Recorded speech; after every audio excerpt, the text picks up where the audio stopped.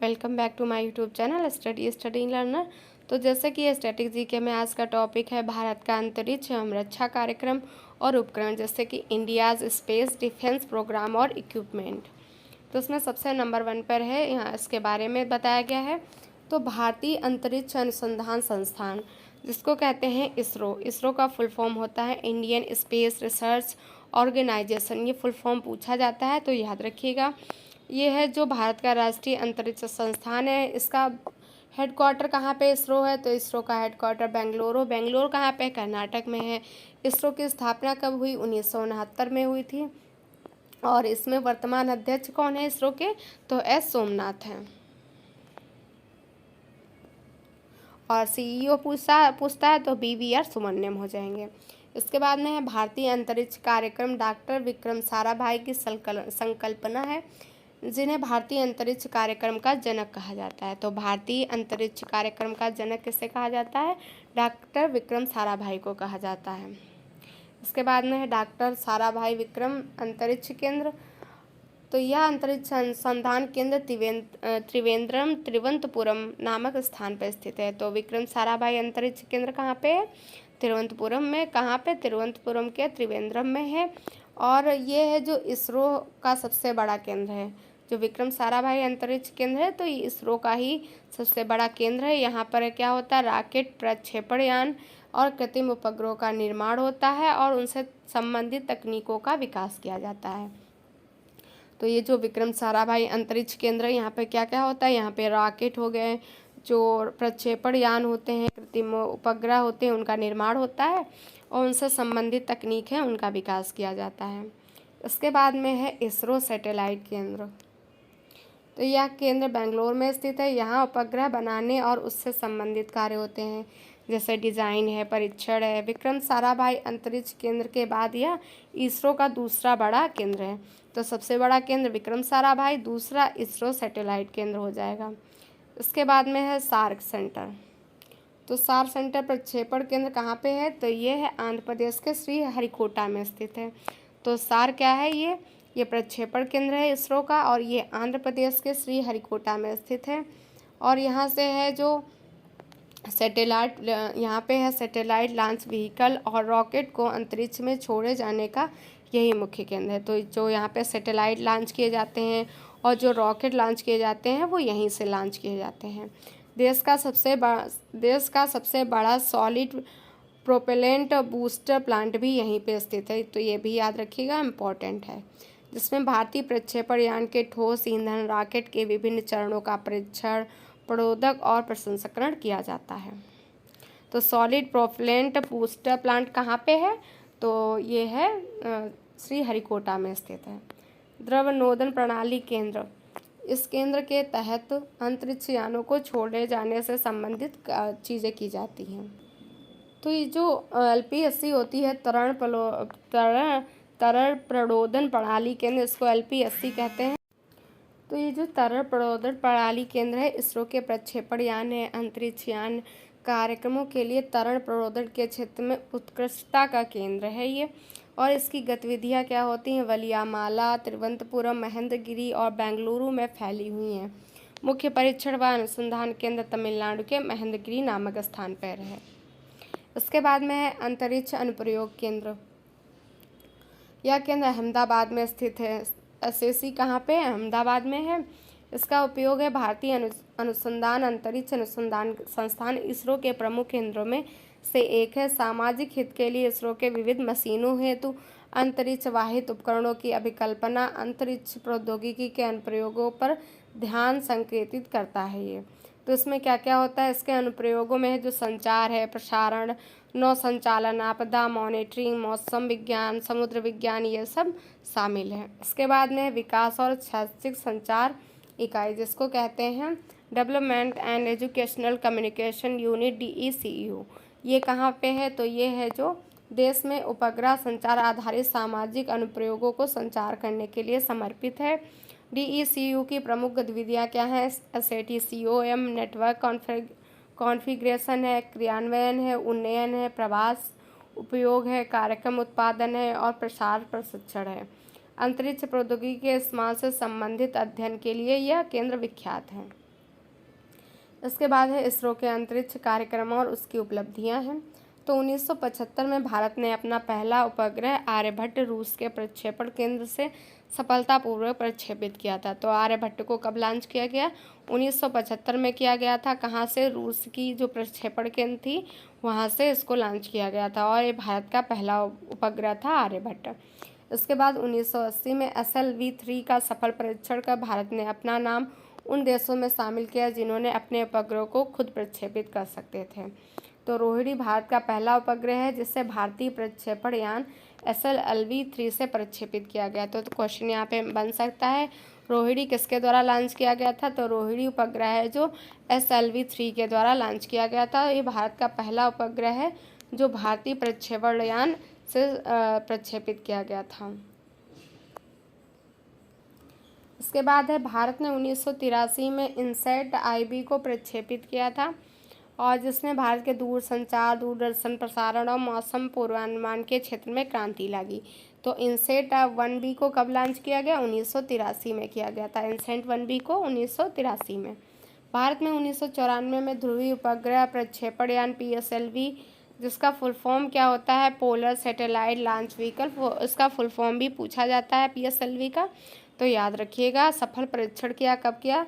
तो भारत ने 1994 में किया था। ध्रुवीय उपग्रह प्रक्षेपण यान PSLV का परीक्षण किया था। फिर 1 जुलाई 2022 तक इसरो के PSLV के जरिए लॉन्च 55 मिशनों में से 52 मिशन है जो सफल हैं। तो सबसे पहले है जो PSLV को कब लॉन्च किया गया था? 1994 में किया गया था। अब तक 2022 तक भारत के PSLV के हैं जो 52 मिशन हैं जो सफल हो चुके हैं। टोटल हैं जो 55 हैं, ये भी याद रखिएगा। इसके बाद में है इसरो द्वारा 22 अक्टूबर 2008 को चंद्रयान फर्स्ट और 22 जुलाई को 2019 को चंद्रयान सेकंड भेजा गया। तो चंद्रयान फर्स्ट कब भेजा गया? 22 अक्टूबर को, और चंद्रयान था सेकंड 2019 को, और अभी जो हाल ही में चंद्रयान थर्ड भेजा गया वो कब भेजा गया? 14 जुलाई को भेजा गया। तो याद रखिएगा, इंपॉर्टेंट हैं तीनों। चंद्रयान फर्स्ट है जो 14 नवंबर 2008 को चंद्रमा की सतह पर पहुंचा और चंद्रमा पर भारत का झंडा लगाया, जबकि चंद्रयान सेकंड का परीक्षण सफल नहीं रहा था। जो 2019 में भेजा गया था वो सफल नहीं रहा, पहला और तीसरा सफल रहा है। 2014 में मंगल ग्रह की सतह पर अपना मंगलयान उतारने वाला चौथा देश बन गया है। भारत का यह मिशन पहले प्रयास में ही सफल रहा। तो मंगल की ग्रह पर अपना मंगलयान को कब लॉन्च किया गया था? 2014 में। इस 2017 में इसरो ने PSLV C-37 द्वारा एक सर्वाधिक 104 उपग्रहों को अंतरिक्ष की कक्षा में भेजकर विश्व रिकॉर्ड बना दिया था। तो 104 उपग्रह हैं किसके द्वारा लॉन्च किए गए थे? तो 104 उपग्रह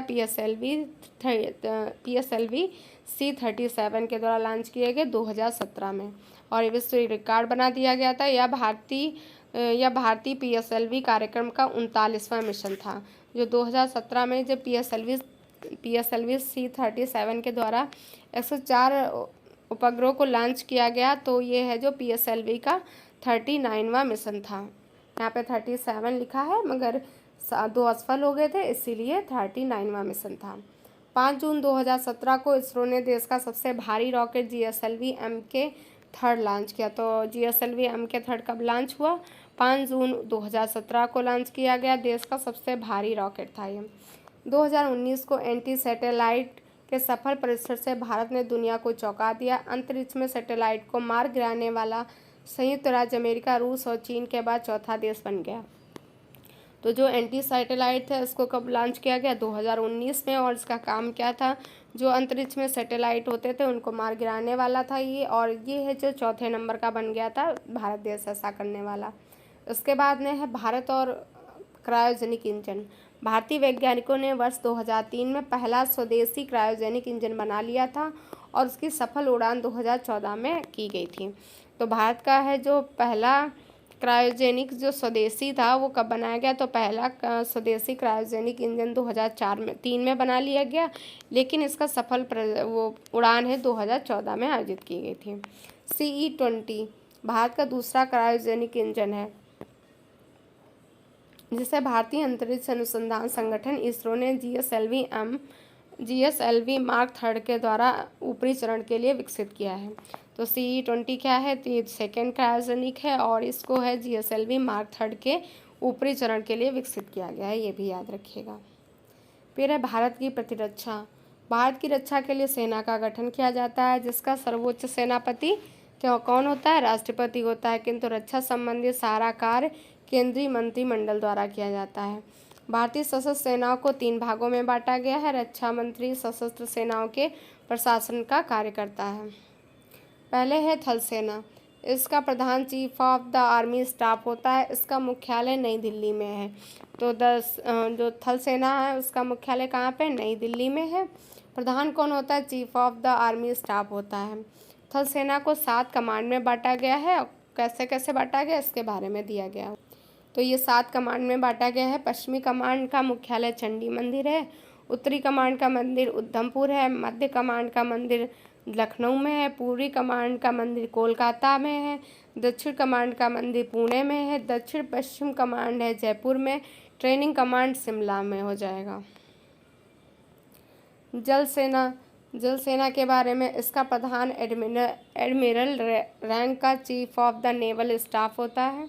इसका मुख्यालय दिल्ली है। समस्त जल सेना को 3 कमांड में बांटा गया है। प्रत्येक कमांड का अधिकारी वाइस एडमिरल होता है। कौन होता है? वाइस एडमिरल होता है। पूर्वी कमांड विशाखापत्तनम, पश्चिमी कमांड मुंबई और दक्षिणी कमांड कोच्चि हो जाएगा। दक्षिण में कोच्चि है, ऐसे करके याद रखिएगा। पश्चिम में मुंबई है, पूर्व में विशाखापत्तनम याद रखिएगा। फिर है वायुसेना। इसका प्रधान एयर चीफ मार्शल रैंक का होता है, जिसे chief of the air staff कहा जाता है। इसका मुख्यालय भी नई दिल्ली है। वायुसेना को 7 कमांड में बांटा गया है, जिसका विवरण निम्न प्रकार है। तो ये पूर्वी कमांड को शिलांग है हो जाएगा। केंद्रीय कमांड इलाहाबाद, दक्षिण पश्चिमी गांधीनगर, पश्चिमी कमांड नई दिल्ली, दक्षिणी command Thiruvananthapuram, training command Bengaluru, maintenance command Nagpur हो जाएगी। उसके बाद में है अफसरों की पद और श्रेणियाँ। थल सेना की है, वायुसेना है, जल सेना है। तो सबसे पहले यहाँ पे थल सेना में जनरल होता है, यहाँ पे एयर चीफ मार्शल होता है और जल सेना में एडमिरल होता है। यहाँ पे लेफ्टिनेंट जनरल होता है, सेकंड नंबर पे एयर मार्शल होता है, वाइस एडमिरल होता है, थर्ड पे मेजर जनरल होता है, एयर वाइस मार्शल होता है, रियर एडमिरल होता है, ब्रिगेडियर होता है, एयर कमांडर होता है, कमांडर होता है, कर्नल होता है, ग्रुप कैप्टन होता है, कैप्टन होता है, लेफ्टिनेंट कर्नल होता है, विंग कमांडर, यहाँ पे कमांडर होता है। फिर इसके बाद में इधर है जो मेजर होता है और वायुसेना में स्क्वाड्रन लीडर होता है, जल सेना में है जो लेफ्टिनेंट कमांडर होता है। इधर कैप्टन होता है, इधर कहते हैं फ्लाइट लेफ्टिनेंट होता है, इधर लेफ्टिनेंट होता है, इधर कहते हैं फ्लाइंग ऑफिसर और इधर होता है सब लेफ्टिनेंट। इसके बाद में है भारत के सैनिक प्रशिक्षण संस्थान। पहला है इंडियन नेशनल डिफेंस एकेडमी, कहाँ पे है? खड़गवासला महाराष्ट्र में है। इंडियन मिलिट्री एकेडमी IMA कहाँ पे है? देहरादून में है। नेशनल डिफेंस कॉलेज कहाँ पे है? नई दिल्ली में है। Defence service staff college Wellington में है। फिर है वायुसेना के, तो वायुसेना में एयरफोर्स एकेडमी हैदराबाद में है। एयरफोर्स टेक्निकल कॉलेज है जो जलाहली बेंगलुरु में है। एयरफोर्स एडमिनिस्ट्रेटिव कॉलेज कोयम्बटूर में है। फिर है नौसेना। नौसेना में इंडियन नेवल एकेडमी कोच्चि में है। कोच्चि है जो समुद्र के किनारे है, ऐसे करके याद रखिएगा। ISS चिल्का भुवनेश्वर में है। INS शिवाजी लोनावला में है। फिर है भारत की आंतरिक सुरक्षा व्यवस्था। संगठन है, स्थापना दिवस है, मुख्यालय है। तो NCC मतलब नेशनल कैडेट कोर, इसकी स्थापना है 16 अप्रैल 1948 को हुई थी। हेडक्वार्टर नई दिल्ली है इसका। सेकेंड है जो असम राइफल्स। असम राइफल्स की स्थापना 24 मार्च 1835 को हुई थी। हेडक्वार्टर असम राइफल्स का शिलांग मेघालय है। CRPF की स्थापना 27 जुलाई 1939 को हुई थी, नई दिल्ली में इसका हेडक्वार्टर है। होम गार्ड्स 1946 में स्थापना हुई। विभिन्न राज्यों में इनके अलग अलग हेडक्वार्टर होते हैं। प्रादेशिक सेना 1949 की है, इनका भी हेडक्वार्टर विभिन्न राज्यों में है। भारत तिब्बत सीमा पुलिस 2 अक्टूबर 1962 को स्थापना हुई थी। ITBP की 2 अक्टूबर 1962 को, नई दिल्ली हेडक्वार्टर है। BSP है जो 1 दिसंबर 1965 को हुई थी, नई दिल्ली इसका हेडक्वार्टर है। CISF 10 मार्च 1969 को, नई दिल्ली इसका हेडक्वार्टर है। फिर है राष्ट्रीय सुरक्षा गार्ड NSG 22 सितंबर 1986 को, नई दिल्ली हेडक्वार्टर है। त्वरित बल है RAF 1992 के हैं, नई दिल्ली में हेडक्वार्टर है। तटरक्षा बल 18 अगस्त 1978 को हुई थी, नई दिल्ली इसका हेडक्वार्टर है। फिर है सशस्त्र सीमा बल 20 दिसंबर 1963 को स्थापना हुई थी इसकी, नई दिल्ली में इसका हेडक्वार्टर है। उसके बाद में CBI का फुल फॉर्म होता है सेंट्रल ब्यूरो ऑफ इन्वेस्टिगेशन। केंद्रीय अन्वेषण ब्यूरो की स्थापना 1 अप्रैल 1963 को हुई। CBI के निदेशक कौन है? तो CBI के सुबोध कुमार जायसवाल। और अभी ये जो CBI का निदेशक किसको बनाया गया? सुबोध जायसवाल की जगह पर प्रवीण सूद को बनाया गया है। तो यहाँ पे अपडेट कर लीजिएगा, प्रवीण सूद हो जाएगा। इसके बाद में है NI का फुल फॉर्म होता है नेशनल इन्वेस्टिगेशन एजेंसी। इसकी स्थापना है जो एक्ट 2001 के तहत की गई थी। मुख्यालय नई दिल्ली में है। राष्ट्रीय सुरक्षा है, नकली भारतीय मुद्रा की तस्करी, मानव तस्करी, परमाणु हथियार जैसे विशेष मामलों में अपराधों की जांच करता है। और वर्तमान NIA के निदेशक दिनकर गुप्ता हैं। फिर है IB इंटेलिजेंस ब्यूरो। इसकी स्थापना है जो 1947 में गृह मंत्रालय के अधीन पुनर्निर्मित किया गया था, लेकिन स्थापना इसकी ब्रिटिश शासन में हो गई थी। इसका मुख्यालय नई दिल्ली है और तपन डेका इसके वर्तमान IB हैं। इनको चेक कर लीजिएगा, मे बी ये IB के चेंज हो गए हैं। फिर है रॉ की स्थापना है जो इसका हेडक्वार्टर नई दिल्ली में है और ये एक गुप्तचर अंतर्राष्ट्रीय संस्था है। 1962 के भारत चीन युद्ध में 1965 में भारत पाकिस्तान युद्ध अच्छी तरह से इसने काम नहीं कर पाई थी, इसलिए भारत सरकार द्वारा अंतर्राष्ट्रीय जानकारियों को इकट्ठा करने के लिए एक सक्षम और स्वतंत्र विंग रॉ की स्थापना की गई। इसकी स्थापना रॉ की 21 सितंबर 1968 को हुई थी। मुख्यालय नई दिल्ली है। भारत के रक्षा उपकरण कौन कौन से हैं? तो एकीकृत निर्देशित मिसाइल विकास कार्यक्रम ICMDP के तहत विकसित मिसाइलें। तो ICMDP के तहत जो मिसाइलें विकसित की गई उनके बारे में पहले है अग्नि। यह सतह से सतह पर मार करने वाली है जो बैलिस्टिक मिसाइल है। अग्नि कैसी है? अग्नि है जो बैलिस्टिक मिसाइल है, सतह से सतह मार करने वाली है। और अग्नि P बैलिस्टिक मिसाइल की अग्नि सीरीज़ की ये 6वीं मिसाइल है। अग्नि P है जो अग्नि सीरीज़ की 6ठी मिसाइल है। यह मिसाइल 2000 किलोमीटर तक निशाना भेजने में सक्षम है। और अग्नि के पहले हैं कौन कौन सी? अग्नि 1st, 2nd, 3rd, 4th और 5 ये लॉन्च हो चुकी हैं। इसकी सर्वाधिक जो अग्नि 5 है उसकी मारक क्षमता सर्वाधिक है 5000 किलोमीटर है। फिर इसके बाद में है पृथ्वी है जो सतह से सतह मार करने में सक्षम है, कम दूरी वाली बैलिस्टिक मिसाइल है। भारत के पास 3 पृथ्वी मिसाइलें हैं। पृथ्वी 1 की रेंज 150 किलोमीटर, दूसरी की है 250 किलोमीटर, तीसरी की 350 किलोमीटर। इसके बाद में है आकाश। सतह से आकाश मार करने वाली सक्षम मध्यम दूरी वाली है। इस मिसाइल को 2014 में भारतीय वायुसेना तथा 2015 में भारतीय सेना में शामिल किया गया। इसकी मारक क्षमता 80 किलोमीटर है। फिर है त्रिशूल सतह से आकाश में मार करने वाली मिसाइल है। यह छोटी दूरी की सुपरसोनिक गति से चलने वाली मिसाइल है और त्रिशूल का एक नौसैनिक संस्करण भी है जिसका नाम है टारपीडो MK2 है। इसके बाद में है नाग। तीसरी पीढ़ी की एंटी टैंक गाइडेड मिसाइल है। यह सतह से सतह और हवा से सतह मतलब नाग है जो दोनों पर मार कर सकती है। हेलिना नाम का हवा से सतह पर मार करने वाला संस्करण है जो ध्रुव हेलीकॉप्टर के साथ एकीकृत किया गया है। तो हेलिना नाग है किसके साथ एकीकृत किया गया? ध्रुव हेलीकॉप्टर के साथ।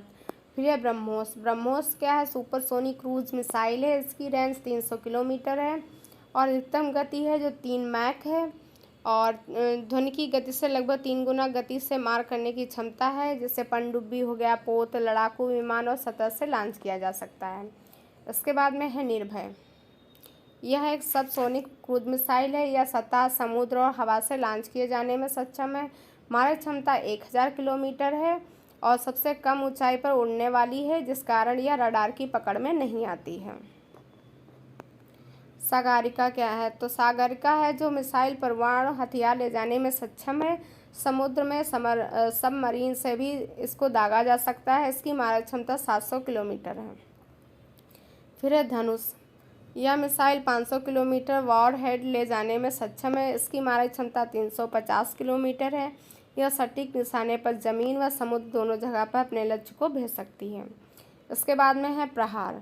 यह सतह से सतह पर मार करने वाली मिसाइल है। इसकी मारक क्षमता 150 किलोमीटर है। इसके बाद में है सौर्य। सतह से सतह पर मार करने वाली बैलिस्टिक मिसाइल है। इसकी मारक क्षमता 700 से लेकर 1900 किलोमीटर है। इसकी गति 7.5 मैक है। गति याद रखिएगा 7.5 है। यह एक ऐसी मिसाइल है हाइपरसोनिक है। बस इसमें इतना याद रखना है किस प्रकार की है, सतह से सतह या सतह से आकाश वाली है, और इसकी गति कितनी है, कैसी बैलिस्टिक है, सुपर बैलिस्टिक है, हाइपरसोनिक है, ये सब याद रखना। बैलिस्टिक और क्रूज मिसाइल में क्या अंतर होता है? तो बैलिस्टिक की मिसाइल और क्रूज मिसाइल में अंतर होता है। जो बैलिस्टिक होती है उसका आकार बहुत बड़ा होता है, क्रूज होती हैं जो छोटे आकार की होती हैं, और जो बैलिस्टिक होता है बड़े और वजनदार बम हैं, विस्फोटों को ले जा सकती हैं, और ये क्रूज हैं छोटी होती हैं इसलिए कम वजन के बम ले जा सकती हैं। और इसके बाद में है ये पृथ्वी से बहुत ज़्यादा ऊंचाई पर होती हैं, इस कारण इसे रडार से छुपाना आसान नहीं होता है। और क्रूज होती हैं इनको आसानी से छुपाया जा सकता है, 15 से 20 मीटर की ऊंचाई पर ये चलती हैं। फिर यह मिसाइल है जो अर्धचंद्राकार मार्ग पर चलने पर अपने लक्ष्य को भेजती हैं, और क्रूज होती हैं जो पृथ्वी की सतह के समांतर चलकर लक्ष्य को भेजती हैं। बैलिस्टिक मिसाइल में ईंधन रखा जा सकता है, इसमें है जो क्रूज में ईंधन रिजर्व नहीं रखा जा सकता है। हाइपरसोनिक होती हैं जिनकी गति है जो मैक 5 से अधिक होती है। यह ध्वनि की गति से कम 5 गुना तेज़ यात्रा करती है। सुपरसोनिक है जो यह मिसाइल ध्वनि की गति से भी तेज़ चलती है। इसकी 1 से 5 होती है गति। सबसोनिक की 1 से कम होती है। ये ध्वनि की गति से धीमी गति से चलती हैं। इसके बाद